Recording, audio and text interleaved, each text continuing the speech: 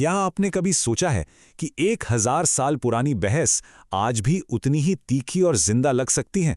खैर, आज हम एक ऐसे ही प्राचीन दार्शनिक शास्त्रार्थ और ज्ञान के उस अदालती नाटक की गहराई में उतरने वाले हैं, जिसे हाल ही में एक नई आवाज मिली है। यह सिर्फ एक किताब की कहानी नहीं है, यह इस बात का एक अद्भुत प्रमाण है कि कैसे सदियों पुराने तर्क आज भी हमारे बीच जिंदा हो सकते हैं, जब उन्हें सही भाषा और सही संदर्भ में पिरोया जाए। जरा इस ऐतिहासिक घर वापसी की कल्पना कीजिए। 11वीं सदी का एक बेहद जटिल संस्कृत ग्रंथ पूरे 1000 साल बाद अपनी मूल भूमि मिथिला लौट आया है, और ये मुमकिन हुआ है गजेंद्र ठाकुर के इस शानदार अनुवाद की बदौलत।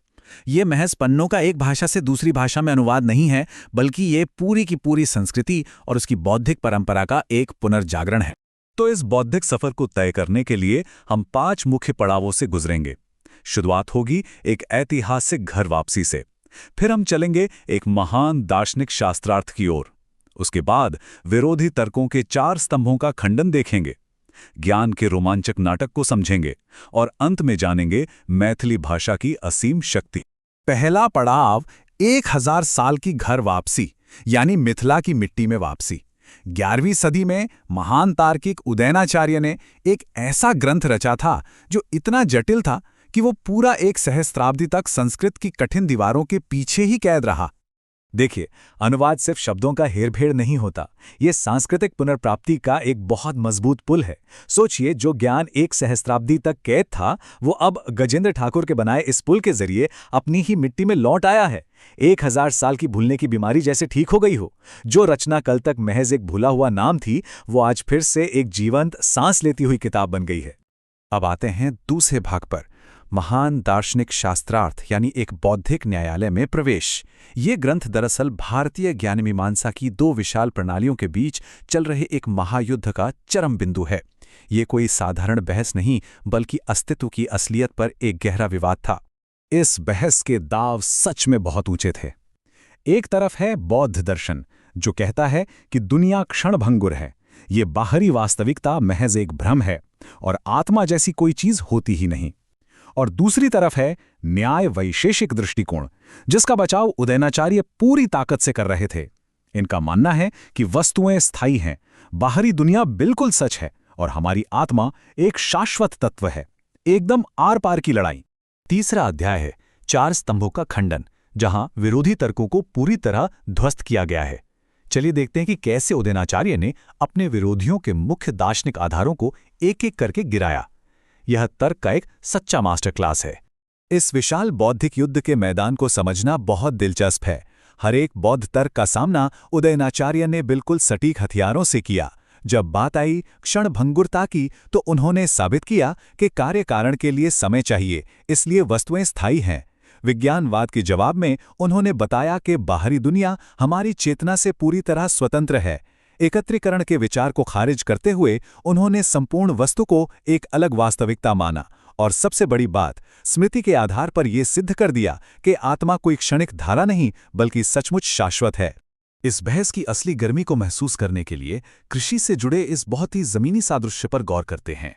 बौद्ध तर्क एक सीधा सवाल उछालता है, अगर एक बीज में अंकुर पैदा करने की क्षमता है, तो वो गोदाम में रखे रखे तुरंत अंकुरित क्यों नहीं होता? क्या इसका मतलब यह है कि बीज हर पल बदल रहा है, उसमें क्षमता ही नहीं है और वो क्षणिक है? क्या वाकई ऐसा है? और उदयनाचार्य का जवाब है, बिल्कुल नहीं। बीज की क्षमता स्थायी है, वो नष्ट नहीं हो रहा है, बल्कि वो सिर्फ एक अंकुर पैदा करने के लिए सही सहायक कारणों का इंतजार कर रहा है, जैसे पानी, मिट्टी और सूरज की रोशनी। मतलब वस्तु तो स्थायी है, बस उसे अपना प्रभाव दिखाने के लिए सही माहौल चाहिए। इस एक छोटे से बीज ने क्षणभंगुरता के इतने बड़े सिद्धांत की जड़ें हिला दी। चौथा भाग, ज्ञान का नाटक और तर्क की साहित्यिक चमक। इस ग्रंथ को सिर्फ एक नीरस और उबाऊ तर्क समझने की भूल बिल्कुल मत कीजिएगा। ये तो ज्ञान का एक ऐसा रोमांचक नाटक है जहां तर्क खुद एक वीर योद्धा बनकर अज्ञानता से लड़ता है। इसकी सबसे बड़ी खूबी है इसका विजुअल अंदाज। बीज और अंकुर, रस्सी और सांप, या फिर द्वार पर खड़ा हाथी, इन रोजमर्रा के ठोस सादृश्यों का इस्तेमाल ही इतने अमूर्त और चकरा देने वाले दर्शन को सीधा हमारे दिमाग में उतार देता है। बड़ी बड़ी बातें एकदम छोटे छोटे और शानदार उदाहरणों से समझाई गई हैं। जरा इस तीखे व्यंग्य को सुनिए।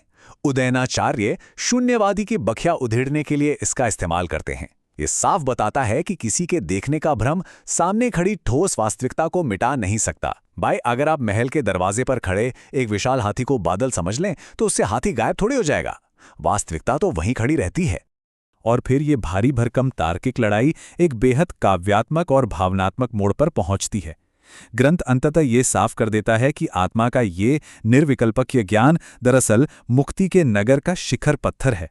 मतलब ये सारी दिमागी कसरत महज कोई बहस जीतने के लिए नहीं है, बल्कि ये इंसान की पीड़ा को खत्म करने की एक करुणा भरी खोज है।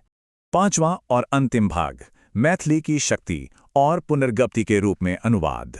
अब जरा आज के इस आधुनिक युग की सबसे बड़ी जीत पर नजर डालते हैं, जहां यह अनुवाद स्वदेशी भाषाओं की क्षमता का एक बहुत बड़ा सांस्कृतिक बयान बन गया है। गजेंद्र ठाकुर ने अपने इस अनुवाद से साबित कर दिया है कि मैथिली सिर्फ लोकगीतों और घरेलू बातचीत की भाषा नहीं है। संस्कृत के भारी भरकम समासों को तोड़कर एक नई मैथिली दार्शनिक शब्दावली गढ़ना क्या कमाल का काम है। उन्होंने उस पुराने मौखिक शास्त्रार्थ की तेज लय को भी जिंदा रखा और ज्ञान को बड़े संस्थानों से निकालकर आम लोगों तक पहुंचा दिया। ये साबित करता है कि मैथिली उच्च स्तरीय ज्ञानी मीमांसा का भार उठाने में पूरी तरह सक्षम है। इस अनुवाद की रणनीति भी कमाल की है। ये दो रास्तों पर एक साथ चलता है। तकनीकी सटीकता के लिए कठिन संस्कृत शब्दों को ज्यों का त्यों रखा गया है, जिसे हम विदेशीकरण कह सकते हैं। लेकिन दूसरी तरफ हे भाई जैसे रोजमर्रा के संबोधनों और परिचित वाक्य रचना से इसे पूरी तरह घरेलू भी बना दिया गया है। नतीजा, भाषा की दीवार गिर जाती है, लेकिन उस गहरी बौद्धिक चुनौती का मजा बिल्कुल कम नहीं होता। तो इस पूरी चर्चा के अंत में एक बहुत बड़ा सवाल खड़ा होता है। अगर कोई अनुवाद 1000 साल पुराने शास्त्रार्थ को वापस ला सकता है और किसी भाषा की पूरी क्षमता को नए सिरे से परिभाषित कर सकता है, तो जरा सोचिए, इतिहास के पन्नों में अभी और ऐसा कितना भूला हुआ ज्ञान छुपा है। वे कौन सी धरोहरें हैं जो सदियों से धूल खा रही हैं और अपनी ही मातृभाषा में अपनी आवाज वापस पाने का और हम सब तक पहुंचने का इंतजार कर रही हैं।